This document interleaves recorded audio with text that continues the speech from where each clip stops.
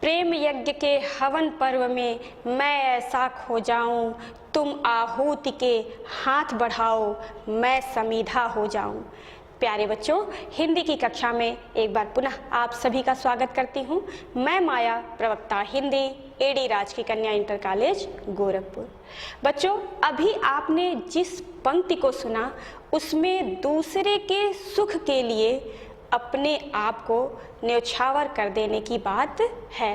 परोपकार के लिए, मानवता के लिए अपने आप को समर्पित कर देने का भाव है। और बच्चों, आज हम जिस कविता को लेकर उपस्थित हैं उसमें भी इसी भाव की अभिव्यक्ति है। यह कविता भी हमें इसी भाव भूमि पर ले जाने वाली है। जी हाँ बच्चों, आज हम लोग सच्चिदानंद हीरानंद वात्स्यायन अज्ञेय द्वारा रचित मैंने आहुति बनकर देखा। बच्चों, इस कविता को हम लोग 2 भागों में पढ़ेंगे। आज हमारा प्रथम भाग है। आइए सर्वप्रथम हम शीर्षक से ही परिचित होते हैं, जो अत्यंत ही हृदय स्पर्शी है और साथ ही साथ मार्मिक भी है। मैंने आहुति बनकर देखा। बच्चों, आहुति शब्द अपने आप में दिव्यता का परिचायक है, जिसमें देव वर्ग पुष्ट होते हैं और वातावरण शुद्ध होता है और सबकी मनोकामना पूर्ण होती है, ऐसा लोगों का विश्वास है। बच्चों, आहुति यज्ञ में हव्य सामग्री जो डाली जाती है वह आहुति है। यह तो इसका प्रत्यक्ष अर्थ है, लेकिन अप्रत्यक्ष अर्थ क्या है उसे हम जानते हैं। आहुति अपने आप को न्यौछावर कर देना, अपने आप को समर्पित कर देना, अपने आप का बलिदान कर देना, व्यक्ति के लिए, समाज के लिए या फिर राष्ट्र के लिए, यह आहुति है। बच्चों, किसी भी कार्य को पूर्ण करने के लिए, अपने कर्तव्य का पूर्ण रूप से पालन करने के लिए या किसी उद्देश्य की सिद्धि करने के लिए मर मिटने की यह क्रिया है। बच्चों, आहुति शब्द का अर्थ है बलि, चुनौती, बलिदान और समर्पण। यह आहुति अपने आप में दिव्यता का परिचायक है। कविता को पढ़ने से पूर्व हम जानते हैं इस कवि के जीवन परिचय को। नाम से ही शुरू करते हैं। बच्चों, सच्चिदानंद हीरानंद वात्स्यायन अज्ञेय। ये अज्ञेय शब्द, जो अज्ञेय उपनाम सच्चिदानंद हीरानंद वात्स्यायन के बाद लगा हुआ है, वह कहाँ से आया? बच्चों, इस संदर्भ में एक प्रसंग है कि सच्चिदानंद हीरानंद वात्स्यायन जी जब अपनी रचना लिख करके जैनेन्द्र जी को प्रकाशन हेतु दिए, तब जैनेन्द्र जी मुंशी प्रेमचंद को दिए। और जब मुंशी प्रेमचंद ने आपकी कविता को पढ़ा तब उनको प्रकाशन हेतु पसंद आ गई। जब उन्होंने पेज पलटकर, पन्ना पलटकर देखा तो उस पे किसी का नाम नहीं लिखा था और इस कारण उन्होंने जैनेन्द्र जी से पूछा कि यह कविता किसके द्वारा रचित है। तब जैनेन्द्र जी ने कहा कि मुझे ज्ञात नहीं है। फिर प्रेमचंद जी ने कहा कि तब मैं अज्ञेय के नाम से इसे प्रकाशित कर देता हूँ। और तभी से यह नाम सच्चिदानंद हीरानंद वात्स्यायन अज्ञेय जी के साथ जुड़ गया और इसी नाम से यह प्रसिद्ध हो गए हिंदी साहित्य के इतिहास में।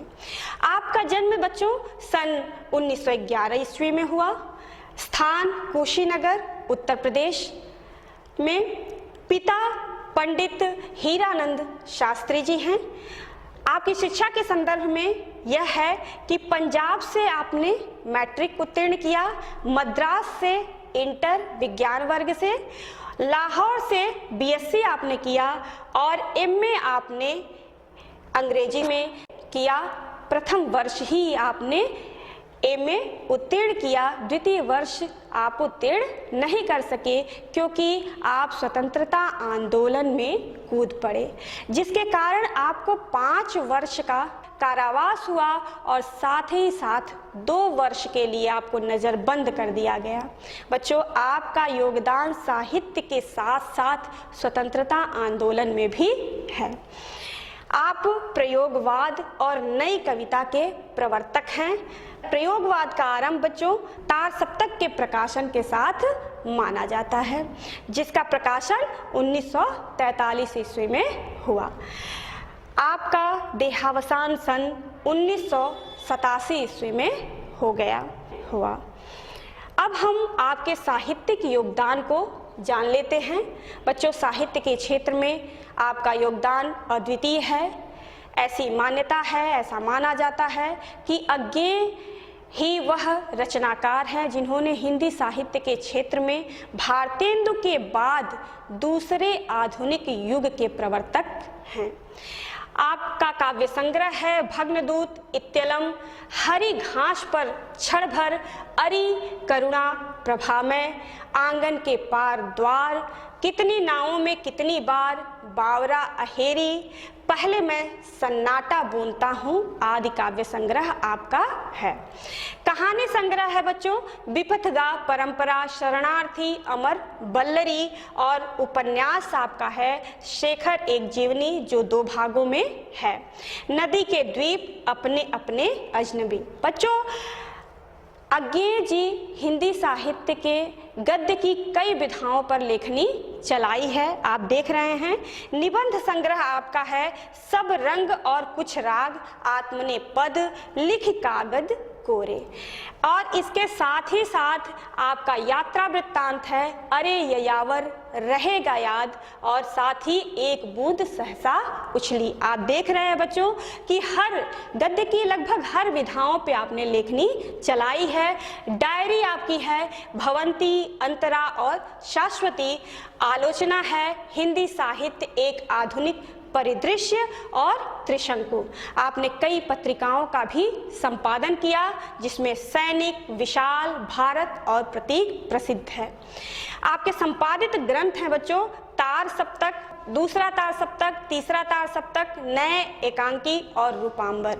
बच्चों, हमने पहले भी बताया कि तार सप्तक से ही प्रयोगवाद का आरंभ माना जाता है, और इस तार सप्तक में 7 कवियों की कविताएं संकलित होती थी, इसीलिए तार सप्तक कहा गया है। जैसे भक्ति काल में अष्टछाप में 8 कवियों का समूह था, वैसे ही तार सप्तक में 7 कवियों का समूह है।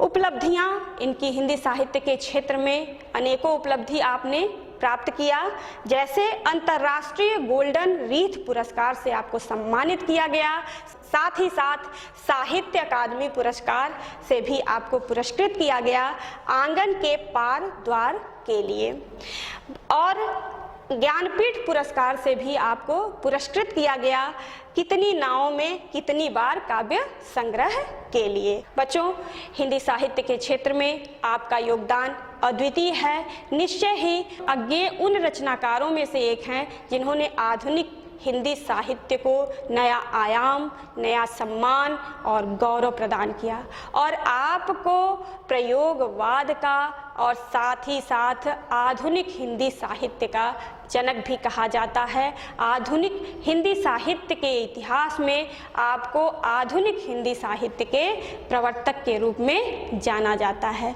बच्चों, अज्ञेय आधुनिक हिंदी साहित्य के प्रवर्तक के रूप में माने जाते हैं।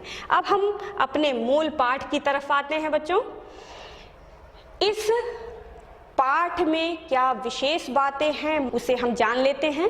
पहली विशेषता यह है कि मनुष्य के जीवन की सार्थकता का चित्रण किया गया है कि मनुष्य का जीवन किस कार्य में, किस कार्य को करने में सार्थक हो सकता है, इस बात को इसमें बताया गया है। जीवन के कठिन परिस्थितियों से हार न मानकर उससे उत्साहपूर्वक जूझने की प्रेरणा दी गई है। बच्चों, कठिन से कठिन समय में भी जो अपने जीवन को जीने की क्षमता, जीने की कला सीख लेता है, वही वास्तविक जीवन जी पाता है। दूसरे की पीड़ा हरकर उसमें प्रेम का बीज बोना ही वास्तविक जीवन है। इस कविता के माध्यम से यह अज्ञेय जी ने बताया है। जीवन के प्रति सकारात्मक दृष्टिकोण अपनाने तथा त्याग, परिश्रम और स्नेहपूर्वक जीने की इच्छा का वर्णन इस कविता में किया गया है। पांचवा है, यह कविता बच्चों पूर्वा में संकलित है। पूर्वा का ही एक अंश है यह, मैंने आहुति बनकर देखा। और इसमें अज्ञेय जी ने अपने जीवन दर्शन का वर्णन किया है। अब हम अपने मूल पाठ की तरफ चलते हैं।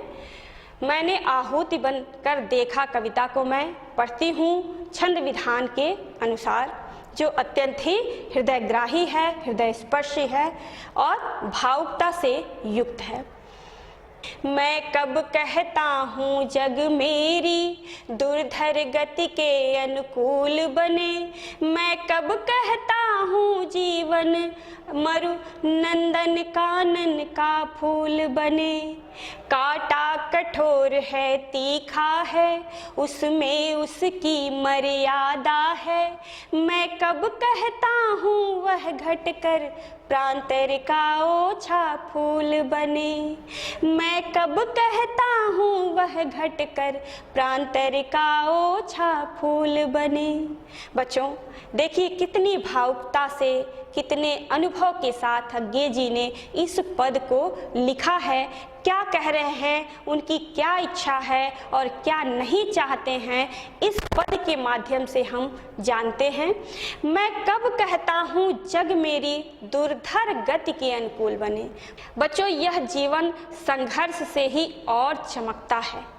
क्या कह रहे हैं कि मैं कब कहता हूँ, मैंने यह बात कब कही कि जग, यह संसार मेरे दुर्धर का अर्थ है कठिन जीवन के अनुकूल बन जाए, अर्थात मेरे जीवन में दुख है तो उस दुख के समाधान के लिए यह संसार उसी के अनुकूल बन जाए, यह मैं नहीं कहता और यह मेरी इच्छा नहीं है, क्योंकि जीवन का अंग है सुख और दुख, और यह दुख सबको मांझता है और परिष्कृत करता है, निखारता है। इसलिए मैं यह नहीं चाहता कि मेरे जीवन के अनुसार, मेरे कठिन जीवन के अनुसार ही यह संसार बन जाए, यह संसार मेरे साथ ही चलने लगे, यह मेरी इच्छा नहीं है। मैं कब कहता हूँ जीवन मरु नंदन कानन का फूल बने। कवि इसमें भी जीवन दर्शन व्यक्त करते हैं। क्या कह रहे हैं कि मैं यह भी नहीं कहता कि जीवन मरु, यह जीवन जो रेगिस्तान की भांति है, यह जीवन रूपी रेगिस्तान जिसमें दुख है, जिसमें पीड़ा है, वह नंदन कानन, वह देवलोक का उपवन बन जाए जिसमें कभी फूल मुरझाते ही नहीं है, ऐसा जीवन बन जाए जिसमें कोई दुख ही ना आए, तो वह मेरी इच्छा नहीं है, क्योंकि जीवन में सुख और दुख दोनों का आना जरूरी है। और मैं यह नहीं चाहता कि यह जीवन रूपी रेगिस्तान जो है वह नंदन कानन, वह देवलोक का उपवन बन जाए जो हमेशा हरा भरा रहता है, जिसमें कभी फूल मुरझाते नहीं, कभी फल समाप्त नहीं होते। ऐसे जीवन की मेरी आकांक्षा नहीं है। काटा कठोर है, तीखा है, उसमें उसकी मर्यादा है। कवि कह रहे हैं कि कांटे की क्या मर्यादा है, क्या नियम है, क्या अस्तित्व है, उसका कठोर होना, उसका तीखा होना, उसका नुकीला होना। अगर कांटे में वह कठोरता न हो, वह नुकीलापन न हो, वह तेज न हो, तो कांटे का अस्तित्व समाप्त हो जाएगा। इसलिए वह कह रहे हैं कि इसी प्रकार से मेरा जीवन भी है, जिसमें दुख का नुकीलापन है, दुख की कठोरता है, और इस जीवन से यदि दुख समाप्त हो जाए तो उसका भी अस्तित्व समाप्त हो जाता है, जीवन की मर्यादा नहीं रह जाएगी। इसलिए कांटे की भांति इस जीवन को होना चाहिए, अपने अस्तित्व को सुरक्षित रख करके। मैं कब कहता हूँ वह घटकर प्रांतर का ओछा फूल बने। कवि कह रहे हैं कि कांटे की कठोरता समाप्त होकर के वह कांटा कठोर से कोमल बन जाए, फूल की भांति, उपवन के फूल की भांति, यह मैं नहीं चाहता। अर्थात इनके कहने का आशय यह है कि जीवन जो कठोरता से युक्त है, दुख से युक्त है, वह दुख समाप्त होकर के उसमें सुख का ही समावेश हो जाए, यह मैं नहीं चाहता। क्योंकि फूल क्या है? फूल में कोमलता है और जीवन में कठोरता है कांटे की भांति, और यह कठोरता यदि समाप्त हो जाए तो जीवन का कोई मतलब नहीं रह जाएगा। यह जीवन दर्शन कवि ने दिया है, हम सबके समक्ष प्रस्तुत किया है इस कविता के माध्यम से। बच्चों, इसी से संबंधित दो प्रश्न भी हैं। अनुकूल शब्द के उपसर्ग को आप लिखिए, और साथ ही साथ दूसरा प्रश्न है, जीवन मरु नंदन कानन का फूल बने, इस पंक्ति में बच्चों कौन सा अलंकार है? इसके बाद हम लोग चलते हैं इस पद के काव्य सौंदर्य की तरफ। बच्चों, इसमें दुख को सुख की भांति स्वीकार कर कर्म पथ पर अडिग होकर आगे बढ़ते रहने का भाव व्यक्त किया गया है। कवि ने दुख को महत्वपूर्ण माना है, जो जीवन को निखारता है, परिष्कृत करता है और दूसरे के भाव के साथ अपने भाव का सामंजस्य कर पाता है। इसमें बच्चों यह कविता साहित्यिक खड़ी बोली में लिखी गई है, यह हमारी राजभाषा में लिखी गई है, मातृभाषा में लिखी गई कविता है, इसीलिए और भी हृदय स्पर्शी हो गई है। इसमें रस शांत है, छंद बच्चों मुक्त है, मुक्त छंद में यह कविता लिखी गई है। अलंकार अनुप्रास एवं रूपक अलंकार है। अनुप्रास अलंकार इस पूरी कविता में है कि कब कहता हूँ में क वर्ण की आवृत्ति है, कांटा कठोर में भी क वर्ण की आवृत्ति है, उसमें उसकी उ वर्ण की आवृत्ति है, इसलिए इसमें अनुप्रास अलंकार है। साथ ही साथ इसमें रूपक अलंकार भी है। जीवन मरु, जीवन रूपी रेगिस्तान, यानी उपमेय में उपमान का भेद रहित आरोप इसमें किया गया है, इसलिए इसमें रूपक अलंकार है। और गुण है प्रसाद, क्योंकि रस शांत है इसलिए गुण प्रसाद है। बच्चों, अब हम इसी क्रम में आगे बढ़ते हैं दूसरे पद की तरफ। मैं कब कहता हूँ मुझे युद्ध में कभी न तीखी चोट मिले, मैं कब कहता हूँ प्यार करूँ तो मुझे प्राप्ति की ओट मिले, मैं कब कहता हूँ विजय करूँ मेरा ऊंचा प्रसाद बने, या पात्र जगत की श्रद्धा की मेरी धुंधली सी याद बने, या पात्र जगत की श्रद्धा की मेरी धुंधली सी याद बने। बच्चों, इसी भाव से संबंधित एक और कविता है, इसी भाव भूमि की कविता है, जिससे आप परिचित हैं, माखनलाल चतुर्वेदी की पुष्प की अभिलाषा। बच्चों, इस कविता को आप लोगों ने 10वीं कक्षा में पढ़ा है कि चाह नहीं मैं सुरबाला के गहनों में गूथा जाऊं, चाह नहीं प्रेमी माला में बिध प्यारी को ललचाऊं। यह भी कविता इसी भाव भूमि की है, यह भाव साम्य की कविता है। कह रहे हैं इस पद में कि मैं कब कहता हूँ मुझे युद्ध में कहीं न तीखी चोट मिले। कवि कह रहे हैं कि इस जीवन में, यह जीवन संघर्ष का जीवन है और इसमें युद्ध होते रहते हैं, संघर्ष होते रहते हैं, और उस संघर्ष में, उस युद्ध में, उस कार्य में हमेशा मुझे विजय मिले, उसमें कभी मुझे चोट न मिले, कभी पराजय न मिले, ऐसी मेरी इच्छा नहीं है, यह मैं नहीं कहता। मैं कब कहता हूँ प्यार करूँ तो मुझे प्राप्ति की ओट मिले। कवि कह रहे हैं कि मैं जिससे भी प्यार करूँ, जिससे भी प्रेम करूँ, जिससे भी स्नेह करूँ इस संसार में, उससे भी मुझे प्रत्युत्तर में स्नेह ही मिले, यह भी मैं नहीं चाहता। यह जीवन का लक्ष्य मेरा नहीं है। मैं कब कहता हूँ विजय करूँ मेरा ऊंचा प्रसाद। कवि कह रहे हैं कि इस संसार में मैं विश्व विजयी बन जाऊं, यह मेरी इच्छा नहीं है। और इस युद्ध में, इस जीवन के संघर्ष में मैं सदैव विजयी बनूं, यह मेरी इच्छा नहीं है। और विजय प्राप्त करके मेरा यश फैल जाए, मेरे यश का प्रसाद बन जाए, महल बन जाए, ऐसी मेरी इच्छा नहीं है। उस प्रसाद में हर सुख सुविधा आ जाए जिससे व्यक्ति आकर्षित हो, वह मैं नहीं चाहता। मेरा ऊंचा प्रसाद बने, इस संसार में मेरा ऊंचा महल बन जाए यश का, यह मैं नहीं चाहता।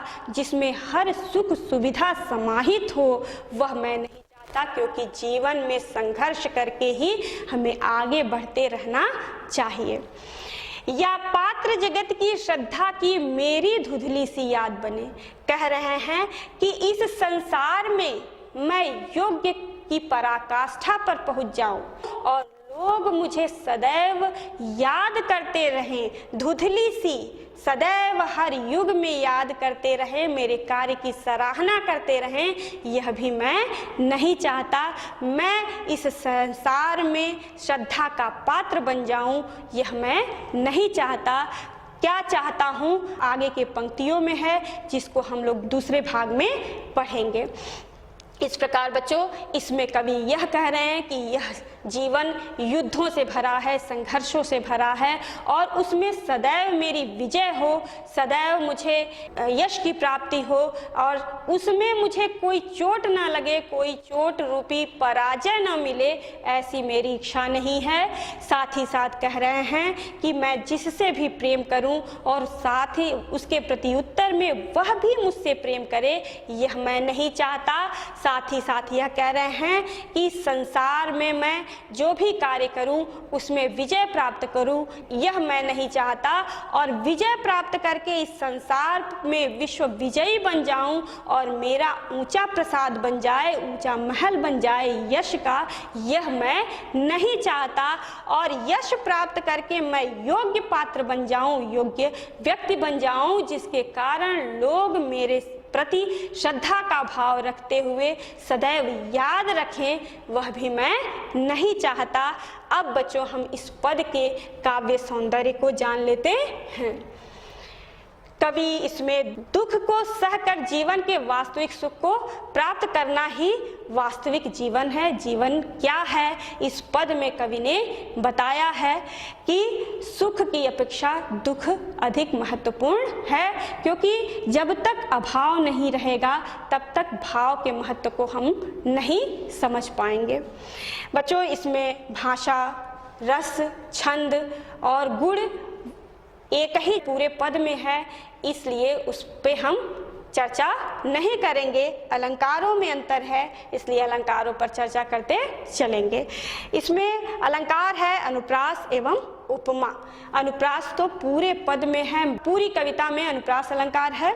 इसमें भी है कब कहता हूँ में क वर्ण की आवृत्ति है, और उपमा अलंकार है धुंधली सी वाचक शब्द है और समानता व्यक्त की जा रही है, इसलिए इसमें उपमा अलंकार है।